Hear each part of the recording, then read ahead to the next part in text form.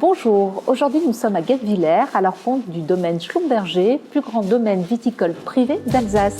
Vous me suivez ?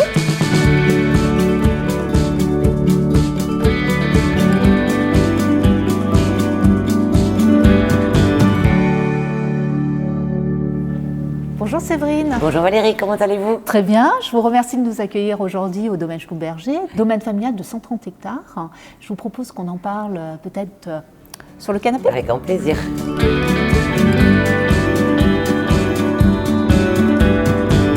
Alors Séverine, le domaine Schlumberger est sur la commune de Guebwiller.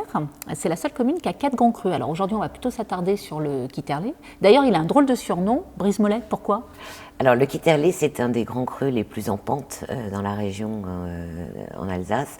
Il a des pentes vertigineuses et les anciens avaient coutume de dire que ça vous cassait les jambes d'aller arpenter les vignes de ce grand creux. Ça casse d'ailleurs toujours les jambes et le surnom du Brise-Mollet lui avait été donné. Oui, parce que c'est un grand cru qui est exigeant, spectaculaire. Et du coup, vous utilisez un compagnon, le franc-comtois. De qui il s'agit ? Alors le franc-comtois vient de chez nos voisins. C'est une race de chevaux qui sont parmi les rares races de chevaux à ne pas souffrir du vertige. Essentiel. Capital dans le Kitterlé. Avec les percherons, ça fait partie des 2 meilleures races de chevaux. Ce qu'il faut préciser, c'est que vous n'utilisez pas ce cheval pour la photo. Il est utilisé depuis des années, des générations chez vous, quoi. Absolument, il n'y a aucune notion marketing dans l'utilisation du cheval au domaine. Mon arrière-grand-père en avait 32, mon père en avait 8. Nous en avons 4 actuellement, ils sont tous nés à la ferme. Le travail du cheval a toujours été fait de génération en génération, là aussi. C'est une belle histoire.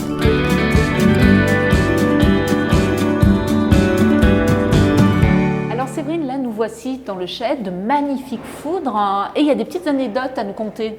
Oui, absolument. Alors, une anecdote socialement pas très joyeuse. Oui, mais d'époque, qui existait autrefois. Les portes des foudres sont particulièrement étroites. Les gens se demandent toujours comment on rentre à l'intérieur pour les nettoyer.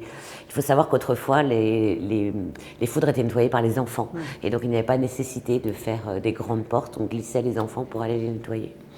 Voilà, et la taille des foudres en fait. Il y a des foudres qui sont ovales, qui ont été faits pour les vignerons dans les villages. Il y a de place, voilà, c'est ça. ils n'avaient pas beaucoup de place dans les caves, donc on leur faisait des foudres ovales. Et les foudres ronds qui étaient faits pour les brasseurs de bière, qui eux étaient à l'extérieur des villes et avaient davantage de place. Oui, donc il y avait plus d'amplitude voilà. Possible, et aucun problème au niveau des deux vignes. Non, la ça change pas vinification est la grand-chose. même, absolument. Le Kitterlé, c'est 3 cépages. Oui. Vous avez du Riesling, du Gewürztraminer et du Pinot Gris.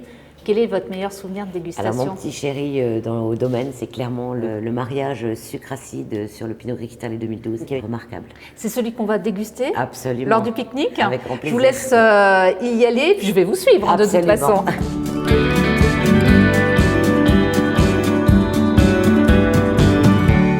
Aujourd'hui, vu la météo du jour, le pique-nique va se faire à l'intérieur, Séverine, mais dans une salle remarquable. Oui, c'est un lieu très magique. C'est la première cave de Nicolas Schlumberger en 1810, quand il a commencé à faire des vins Schlumberger. Et c'est un lieu assez mystique, magique, extraordinaire. Propice à déguster ce grand cru Kitterlé en Pinot Gris 2012 que vous venez de nous servir. On est sur des arômes de pêche, de miel, fumée.